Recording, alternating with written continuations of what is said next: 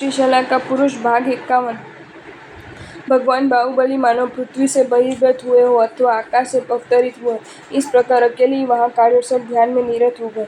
ध्यानलीन बाहुबली की दोनों आंखें नासिका के अग्रभाग पर स्थित थी और मानो दिक् समूह को वश में करने की शंका हो, इस प्रकार स्थिर भाव से दंडायमान वे महात्मा मुनि शोभित होने लगे। अग्निस्फुलिंग की तरह तप्त धूल बरसाने वाली ग्रीष्मकालीन आंधी वे वन वृक्षों की तरह सहन कर रहे थे। अग्निकुंड सा मध्याह्न का सूर्य उनके मस्तक पर ताप दे रहा था, फिर भी ध्यान रूपी अमृत में लीन उस महात्मा पर उनके कोई प्रभाव नहीं पड़ा। सिर पे पैर पर्यंत देह पर लगी हुई धूल पीसने से कदम की तरह हो रही थी, अतः वे कर्दम निर्गत वारा की तरह शोभित हो रहे थे। वर्षा काल में जल वर्षणकारी हवा से एवं वृक्ष की कंपा देने वाली मूसलाधार वर्षा से भी विचलित नहीं हुए। वे पर्वत की तरह स्थिर रहे। पर्वत शिखरों को थरा देने वाली बिजली भयंकर शब्द करती हुई गिरती, फिर भी वे कार्यरत ज्ञान से विचलित नहीं होते। जंगल के सरोवर की सीढ़ियों पर जिस प्रकार कोई काई जम जाती है, उसी प्रकार उनके पांवों पर प्रवाहमान जल से काई जम गई थी। शीत के दिनों में नदी का जल जम जाने से नदी विनाशकारी हो उठती थी, किंतु त्याग रूपी अग्नि से कर्म रूपी ईंधन को जलाने में प्रयासरत बाहुबली वही आराम पूर्वक खड़े रहते। हिम से वृक्ष को क्लेश प्रदान करने वाली हेमंत ऋतु की रात्रि में भी बाहुबली का धर्म ध्यान कुंद फूल की तरह बढ़ता रहा। जंगली भैंसे महामोहिरों की अंडों की तरह उनके शरीर पर टक्करें मारते और अपनी देह रगड़कर खुजली मिटाते।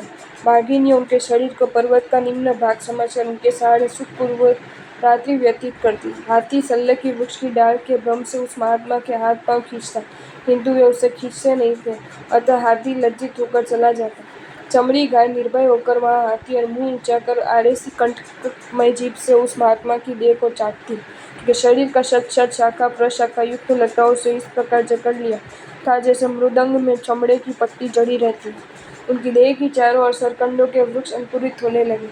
उससे वे इस प्रकार शोभित होने मानो पूर्व स्नेहवश आग्रत तीरयुक्त तुनी हुए। वर्षा ऋतु के कर्दम से डूबे उनके पांवों को बींधकर 100 पांवों वाले डाब को चूल्हे अंकुरित हो गई थी। लता अमृत उनकी देह पर पक्षियों ने बना किसी बाधा के घोंसले बना दिए।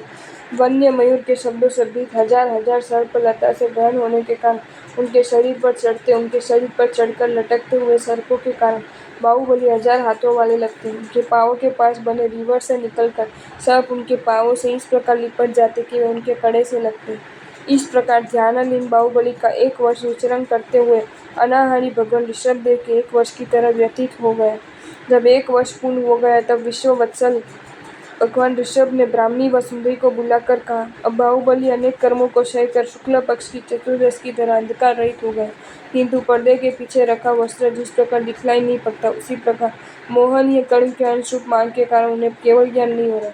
अब तुम्हारी बात सुनकर वे मान छोड़ देंगे, तो अतः तुम लोग उपदेश देने के लिए उन्हें निकट जाओ। उपदेश देने का यही योग्य समय है। प्रभु के चरणों में प्रणाम कर उनकी आज्ञा को शिरोधार्य करती हुई ब्राह्मी व सुंदरी बाहुबली के पास जाने को रवाना हुई। वहाँ प्रभु ऋषभ पहले से ही बाहुबली के मान की बात जानते थे, फिर भी 1 वर्ष पर्यंत उनकी अपेक्षा की। रथ स्थिर लक्ष्य संपन्न होते हैं, एतदर्थ समय उपस्थित होने पर भी वे उपदेश देते हैं। आर्य ब्राह्मी व सुंदरी उस देश में गई, किंतु धूल से आवृत रत्न की तरह अनेक लताओं द्वारा वेष्टित वे महामुनि ने दृष्टिगोचर नहीं हुए। बहुत खोज तलाश के पश्चात वे आर्यकाय वृक्ष के समान बने उस महात्मा को पहचान सके। बड़ी चतुरता से उन्हें भली भांति पहचान कर दोनों आर्यकाओं ने महामुनि बाहुबली को 3 प्रदक्षिणा देकर वंदन किया और इस प्रकार बोले, हे ज्येष्ठ आर्य, हमारे पिता भगवान ऋषभ ने हम लोगों के द्वारा आपको कहलवाया है, हस्ती पर आरूढ़ व्यक्ति को केवल ज्ञान कभी नहीं होता। ऐसा कहकर दोनों आर्यिकाएं जिस प्रकार आई थी उसी प्रकार चली गई। ये सुनकर महात्मा बाहुबली के मन में आश्चर्य हुआ। वे सोचने लगे, मैंने समस्त सावध्य योग का त्याग किया, मैं वृक्ष की तरह कार्यरत कर वन के मध्य खड़ा हूँ, फिर भी हस्ती पर आरूढ़ कैसे? ये दोनों आर्यिकाएं भगवान की शिष्या है, ये कभी झूठ नहीं बोल सकती, तो फिर इसका क्या अर्थ है? हाँ, ऐसा होता है, अब मैं समझ गया। इतने दिनों में जो सोचता रहा कि व्रत में बड़े होने पर भी उम्र में छोटे मेरे भाइयों को मैं कैसे नमस्कार करूंगा, यही मेरा अभिमान है, यही वह हाथी है, उसी पर मैं निर्भय होकर बैठा हूँ। मैंने त्रिलोक के स्वामी को चिरकाल सेवा की है, तब भी मुझे उसी प्रकार ज्ञान नहीं हुआ जिस प्रकार जल निवासी कर्कट को तैरना नहीं आता। इसीलिए मुझसे पूर्व व्रत ग्रहण करने वाले महामना भाइयों को ये छोटा है ऐसा समझकर वंदना करने की इच्छा नहीं हुई। अब मैं सभी जाकर उन महामुनियों को वंदन करूंगा। ऐसा विचार कर महासत्व बाहुबली ने जाने के लिए जैसे ही पाँव उठाए, उसी क्षण जिस प्रकार उनके शरीर से लताएं छीन होने लगी, उसी प्रकार उनके घाती कर्म भी क्षय होने लगे और तत्क्षण उन्हें केवल ज्ञान उत्पन्न हो गया। जिन्हें केवल ज्ञान उत्पन्न हुआ है, ऐसे सौम्य दर्शन युक्त महात्मा बाहुबली चंद्र जैसे सूर्य के पास जाता है, उसी प्रकार ऋषभ स्वामी के पास गए। तीर्थंकर को प्रदक्षिणा देकर एवं तीर्थ को नमस्कार कर जगत पूज्य बाहुबली मुनि प्रतिज्ञा में उत्तीर्ण होकर केवलियों की परिषदा में जा बैठे। पंचम सर्ग समाप्त। षष्ठ सर्ग। भगवान ऋषभदेव के शिष्य अपने नाम की तरह 11 अंक का पठन करने वाले साधु गुण युक्त एवं हस्तिपति के साथ जिस प्रकार कलप हस्ती शावक रहते, इसी प्रकार स्वामी के साथ सर्वदा विचरणकारी भरत पुत्र मरीचि स्वामी के साथ ग्रीष्म काल में विहार कर रहे थे। एक दिन द्विप्रहर के समय चारों ओर के पद की धूल सूर्य किरणों में इस प्रकार प्रखर हो उठी मानो लोह धोपनी से हवा कर उन्हें उद्दीप्त किया गया। जैसे अदृश्य अग्नि की ज्वाला हो, इस प्रकार उत्पत्त आवर्त द्वारा पथरूद्ध हो गया था। उसी समय अग्नि उत्पत्त ईषत् आर्द्र ईंधन की तरह उनका शरीर सिर से पैर तक श्वेत धारा से पूरित हो गया था।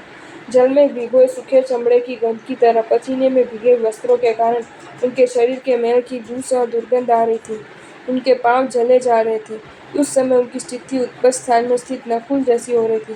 ग्रीष्म के कारण वे प्यास से आकुल होकर सोचने लगे। केवल ज्ञान और केवल दर्शन रूप सूर्य चंद्र द्वारा शोभित होकर मेरु पर्वत तुल्य त्रिलोक गुरु ऋषभदेव स्वामी का मैं पौत्र हूँ और अखंड 6 खंड सहित पृथ्वी मंडल के इंद्र एवं विवेक में अद्वितीय निधि रूप राजा भरत का मैं पुत्र हूँ। चतुर्विध संघ के समक्ष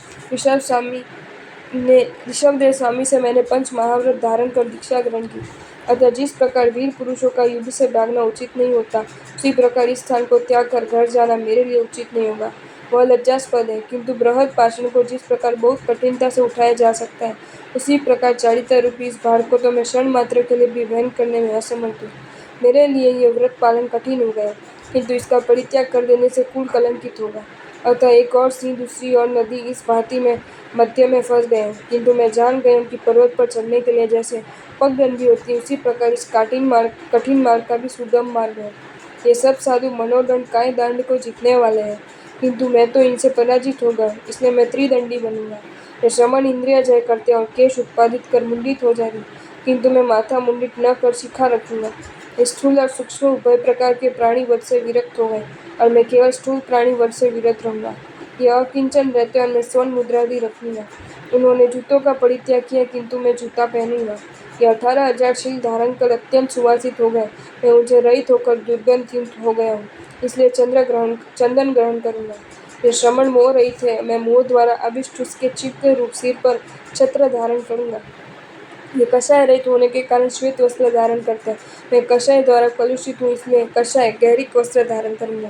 ये मुनि पाप के भय से अनेक जीव युक्त सचिव जल का त्याग करते हैं, मैं परिमित जल में स्नान करूंगा, पान करूंगा।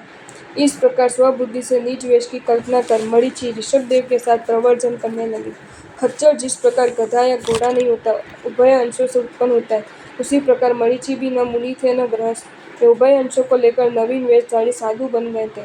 अंशों के मध्य काक की तरह साधुओं के मध्य इस विकृत साधु को देखकर बहुत से लोग धर्म क्या है इनसे पूछते। उसके उत्तर में वे मूल और उत्तम गुण साधु धर्म का उपदेश देते।